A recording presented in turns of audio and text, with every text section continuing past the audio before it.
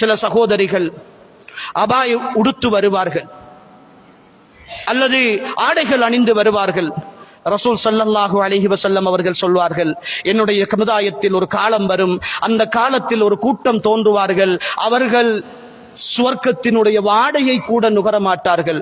அவர்களில் ஒரு சாரார் தான் ஆடை அணிந்தும் நிர்வாணிகளாக இருப்பவர்கள். அவர்களுடைய உடல் அங்கங்கள் எல்லாம், அவர்கள் உள்ள அணிந்திருக்கிற ஆடைகள் எல்லாம் வெளியிலே தெரிகிற அளவுக்கு கவர்ச்சிகரமான ஆடைகளோடு, அடுத்தவர்களை சுண்டி இழுக்கிற ஆடைகளோடு, அடுத்தவர்களை பார்க்கிற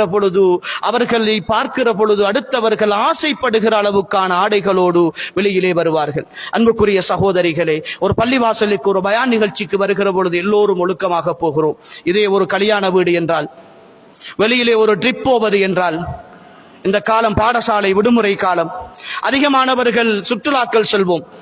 நல்ல விஷயம், கட்டாயம் பிள்ளைகளை கூட்டி போக வேண்டும். வசதி உள்ளவர்கள் முடியுமான இயற்கையான இடங்களை கொண்டு போய் காட்டுவது என்பது மார்க்கம் எங்களுக்கு அனுமதித்திருக்கிற விஷயம். ஆனால் வெளியிலே போகிற பொழுது அன்புக்குரிய சகோதரிகளே, மார்க்கத்தை மறந்து விடுகிறோம். எல்லாவற்றையும் அப்படியே திறந்து விடுகிறோம். எங்களுடைய ஆடைகள், எங்களுடைய தலையிலே இருந்து நழுவி போன எங்களுடைய முந்தானைகள் என்று சொல்லி எல்லாமே மாறி போயிருக்கின்றன. ஒரு பெண்ணை பொறுத்தவரை அவளுடைய முகம் 2 கைகளை தவிர உள்ள ஏனைய பகுதிகள் எல்லாம் கட்டாயமாக மறைக்கப்பட வேண்டிய அவரத்துகள், தலைமுடி உட்பட கூந்தல் உட்பட கட்டாயமாக மறைக்கப்பட வேண்டும். ஆனால் வெளியிலே போகிற பொழுது மிக மெல்லிய ஷோல் அல்லது அது போன்ற ஒரு துண்டை தலையிலே சுற்றிக் கொள்கிறார்கள். கூந்தல் ஒரு பக்கம் காத்துக்கு பறந்து போகிறது. வெளியிலே முன்னால் போட்டால் முன்னால் நிற்பதும் இல்லை, பின்னால் போட்டால் பின்னால் மறைப்பதும் இல்லை என்று சொல்கிற அளவுக்கான ஆடைகள். எதற்காக போடுகிறோம்? யாரை ஏமாற்றுகிறோம்? அன்புக்குரிய சகோதரிகளே, அழகு வழிகாட்டப்படுகிறது. இதை ரசிப்பதற்கென்ற ஒரு கூட்டம், அது மனநோய் பிடித்த பலர் வீதியிலே அலைந்து திரிகிறார்கள்.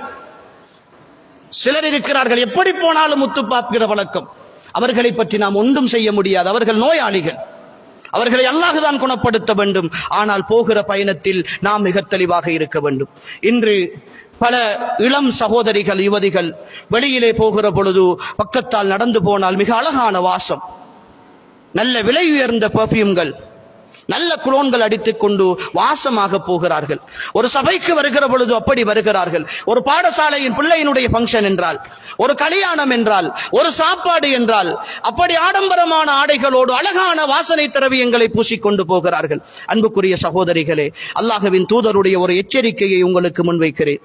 இந்த எச்சரிக்கை வெறுமனே உங்களை அடக்குவதற்கான எச்சரிக்கை அல்ல, உங்களை சிந்திக்க தூண்டுவதற்கான எச்சரிக்கை. என் தலைவர் முஹம்மது ரசூலுல்லாஹ் ஸல்லல்லாஹு அலைஹி வஸல்லம் அவர்கள் சொன்னார்கள், எந்த ஒரு பெண் வாசம் பூசிக்கொண்டு அந்த வாசத்தை அந்நிய ஆண்கள் நுகர்கிற அடிப்படையில் ஒரு வெளியிலே பொது வழியில் நடந்து போவாளாக இருந்தால், அல்லாஹ்வின் தூதர் ஸல்லல்லாஹு அலைஹி வஸல்லம் அவர்கள் சொன்னார்கள், பஹிய ஜானியா, நாளை மறுமையில் அவளுடைய பெயர் விபச்சாரிகளுடைய பட்டியலில் இருக்கும் என்று சொன்னார்கள் ரசூல் ஸல்லல்லாஹு அலைஹி வஸல்லம். வாழுகிற பொழுது பத்தினியாக வாழ்ந்த பெண், ஆனால் அடுத்த ஆண்களை கவர வேண்டும் என்பதற்காக, அடுத்தவர்கள் அந்த வாசத்தை நுகர வேண்டும் என்பதற்காக ஒரு சபைக்கு போகிற பொழுது வாசனை திரவியங்களோடு வெளிநாட்டிலே இருந்து நானா வாங்கி அனுப்பியது, வாப்பா வாங்கி அனுப்பியது, கணவன் வாங்கி அனுப்பியது என்று சொல்லி அவற்றையெல்லாம் அடித்துக்கொண்டு வீட்டிலே இருக்கிற பொழுது, உங்களுடைய மகரமான ஆண்களோடு இருக்கிற பொழுது நீங்கள் சந்தோஷமாக இருங்கள், நல்ல ஆடைகளோடு இருங்கள், கவர்ச்சிகரமாக இருங்கள் உங்களுடைய கணவனுக்கு முன்னால். ஆனால் இப்பொழுது எல்லாம் மாறி நடக்கிறது.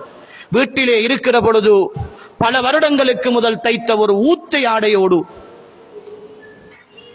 அதை கிட்ட நெருங்க முடியாத வியர்வை வாசத்தோடு இருக்கிற ஒரு ஆடையோடு, 4 பக்கம் கிழிந்து போய் இருக்கிற ஒரு ஆடையோடு கணவனுக்கு முன்னால் நடந்து திரிகிற அதே பெண் வெளியிலே போவோம் வாருங்கள் என்றால் மணித்தியால கணக்கிலே வீட்டிலே இருந்து இல்லாத பொல்லாத மேக்கப்புகளை எல்லாம் பண்ணி வெளியிலே போகிற பொழுது ஆடம்பரமாக தன்னுடைய அழகை வெளிக்காட்டி வருகிறாள் என்றால் இந்த பெண்ணுக்குரிய சட்டம் என்ன என்பதை மனச்சாட்சி உள்ள, அல்லாஹ்வை முன்னிறுத்தி யோசிக்கிற ஒவ்வொரு சகோதரியும் நீங்களே தீர்ப்பு கொடுத்துக் கொள்ளுங்கள்.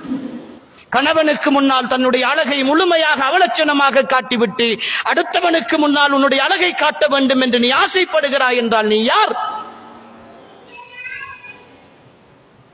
உனக்கு என்ன பெயர் கொண்டு அழைப்பது என்று ஒவ்வொரு ஈமானிய சகோதரியும் தெளிவாக இருந்து கொள்ளுங்கள்.